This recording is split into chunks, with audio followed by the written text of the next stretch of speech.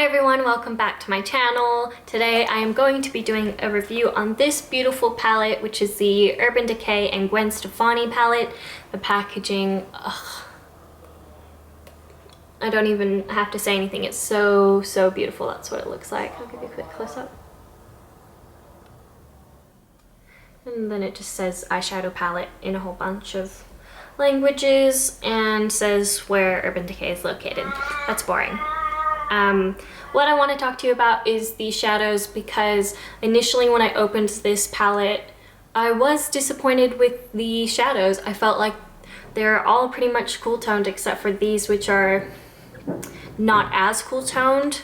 They're very neutral. Everything in this palette is very neutral. When I saw images online of this palette, I thought all the colors were so similar. Like, those two are very similar. Those two are very similar. Those two are, that one there and that one there are very similar, you know. But when you swatch them, they do turn out to be a little bit different. I was really surprised at the quality of these shadows. You know, it wasn't what I thought it would be. Some of the shimmers, like the shade Pop, this shade here at the bottom, it's not as smooth and as buttery as I thought it would be. Like, it's actually quite chunky and like glittery. That's what I mean by chunky. It's not as smooth and shimmery as I thought it would be, like compared to the Stila palettes, like the shade Kitten. So this palette is what the Stila palettes used to look like.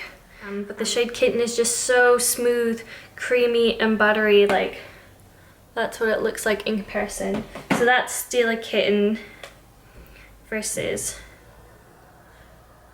I'm gonna have to swatch this like 4 times to get the same amount of pigmentation. Like, that's 2 swatches of Stila Kitten, and that's 4 swatches layered over each other of the shade Pop.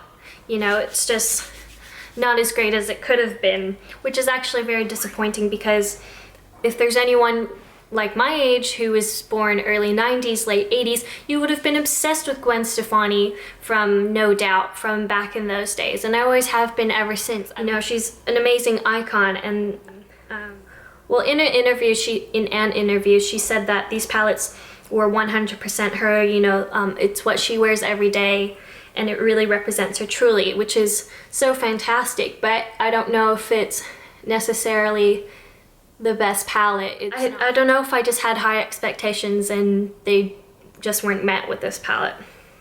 So I think, you know, that's what I do think it is. There's not really a transition shade in this palette. I tried to use this shade called Zone as a transition shade because I am wearing the eyeshadows today. I'm also wearing a lip color, so when I received this palette, sorry, just to go off on a tangent, I also got some samples of her lipsticks, and this one is, I think it's called 714. But I really like it. It's really creamy, not too drying at all. Anywho, I'm glad that they do have a plain black. You know, I think that is necessary in a palette. And I was a little bit disappointed with this shade called Punk.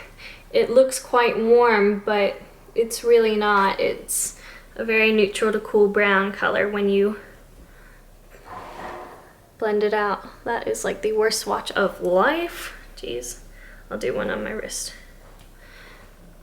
Just a neutral, cool brown color. And I wish it was a bit more warm. I'll probably never use these 3 shades at the bottom. I want to challenge myself and use the blue because that's absolutely beautiful, but I just don't like this shade called 1987 and this shade called Harajuku. I just don't like them at all. I think this palette is great for girls who collect makeup, but if you're a beginner and you want like an everyday palette, I wouldn't recommend this. I'd recommend the Too Faced Chocolate Bar palette, which is my favorite palette of life. Mine is all busted up. I won't even show you. I've hit pan in every single shadow almost. There's actually a few shadows missing because I've absolutely destroyed them. I just thoroughly enjoyed that palette and I can't wait to buy it again. And so I guess that's all I have to say about the Gwen Stefani palette. it didn't quite reach my expectations, but I'm gonna push myself to use it as much as possible because I'm not a collector of makeup. I guess I was, but I'm trying to be more practical and use what I have. And I mean, I paid 90 Australian dollars, I think, for this palette. And I bought it from Mecca. I hope you guys have a good day and enjoyed this review. I hope you understand what I was saying, if my points were valid, if they made sense to you, if you agree, disagree, let me know down below in the comments. I will respond to every single one of them. And yeah, until then, I'll see you guys next time.